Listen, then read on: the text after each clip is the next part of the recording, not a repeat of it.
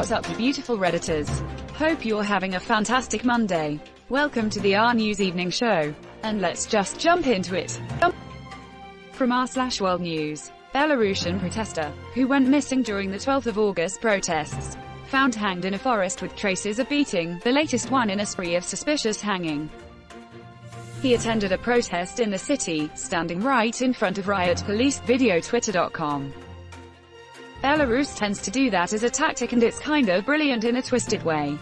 Other states will forbid protests and suppress them. Belarus will allow them, to a degree, but then round up any prominent organizers or people who seem to be in charge. It gives them cover to say that they allow dissent, but also it allows opposition and protest leaders to reveal themselves so they can be easily snapped up by the state. Edit. So apparently acknowledging that something is highly effective while still pointing out that it's fricked up is somehow a bad thing? That's scary AF. That's why they're doing it. Imagine the intimidation factor for the people of Belarus there. Ukrainian here. All the current events in Belarus really resemble the stuff we had in Kyiv in 2014. With OMON. Special forces, beating people to death. The first wave of violent government pushback. Complete denial of the officials re the number of protesters. Police violence.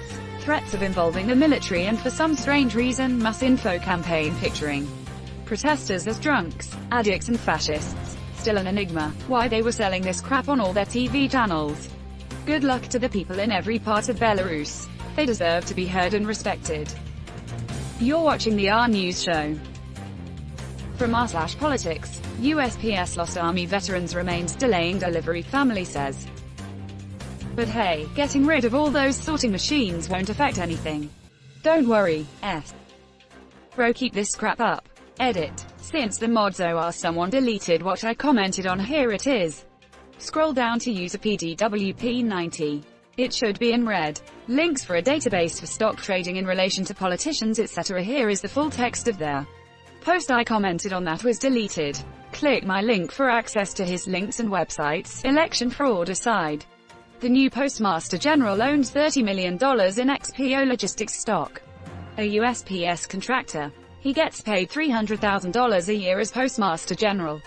Combine this with the fact that he recently bought stock options in Amazon, and the potential conflicts of interest are concerning to say the least. There's a reason he's being reviewed under ethics concerns. For those interested, here's a dashboard I'm building that tracks stock trades by US politicians, and here's a dashboard I'm building that tracks government contracts to publicly traded companies. Headlines like these were part of the plan. Now a bunch of people who barely pay attention will think the USPS is incompetent rather than Republicans sabotaging it. You're watching the RNEWS show. From r/News, Black teen told to cut his locks by Texas school wins court ruling. The school is called Barbers Hill Independent School District High. Barbers. This timeline is just getting lazy. Gonna pick up my axe and fight like a barber now, Jimi Hendrix. The more things change, the more they stay the same. For reference, I'm 45 years old, and Texas schools have been trying this crap for literally decades. One that I have personal experience with is back when a school in the DFW area tried to tell a full-blood Cherokee kid that he had to cut his long hair. The students themselves got out and protested. In the rain, under umbrellas. The school tried to fight that too. They were shut down by the Texas Supreme Court. Twice. Once because yes, children can protest, and once because no, you can't make that Cherokee kid cut his hair in violation of his religious beliefs. In violation of his religious beliefs. I'm also from TX, and utterly unsurprised that a Texas school would need to be told to respect someone's religious beliefs. If, of course, that someone isn't a Christian.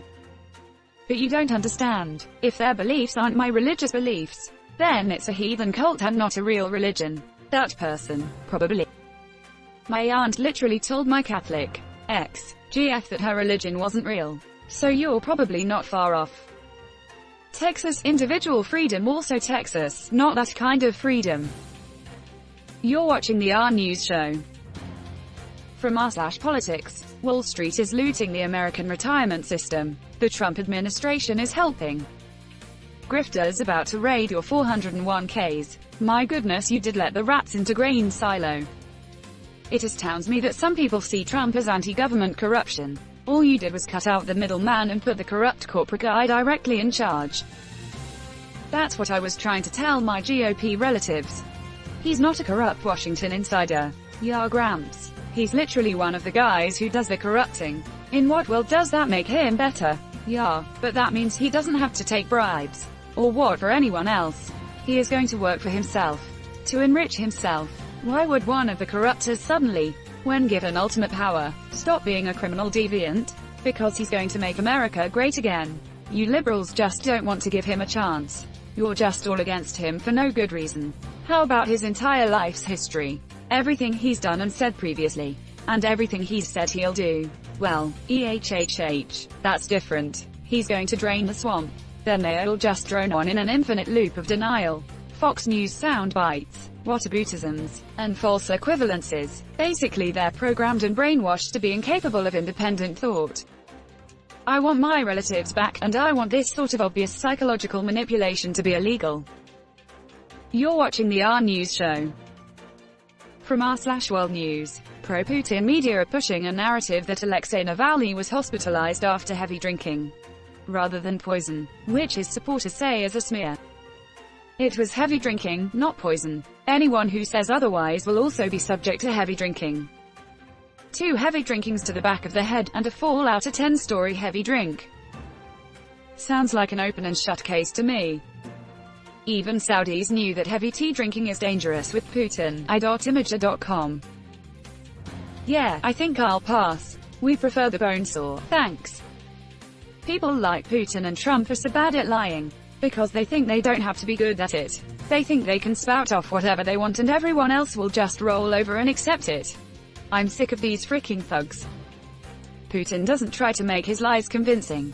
He wants everybody to know he's capable of this crap and there's not a thing they can do about it. I know the jokes about this are funny, but let's not lose sight of the fact that a man who cares about democracy and is willing to give his life for his country has been poisoned twice in as many years for speaking out. And the man responsible for his poisoning is our president's role model. Get out there, vote. It has never been more important to vote than it is right now. You're watching the RNEWS show. From r/News. Belarusian museum director who refused to sign false election protocol found dead. 29-year-old man, whom by all appearances was healthy, is found dead in a river and they determined his death not criminal by nature. Come on. Do they really think the citizens of Belarus are stupid enough to go along with that, or do they just not give a frick? Second option. They really don't give a frick. This is just bare minimum done to say, see, we are not blatant dictatorship. Third option. They want the general population to know they killed the guy, but just coming out and saying they did would have international ramifications. Yup, same with Putin and his cronies killing people. Anyone who opposes him, by throwing them out of windows, poisoning, etc. The intention is to send a message. Has he ever had someone suicided while under surveillance, suicide watch, and imprisoned? I feel like that would send a message. We call that Epstein now, I believe. So very sad. Konstantin Shishmaku was only 29-year-old. May this principled and courageous man rest in peace.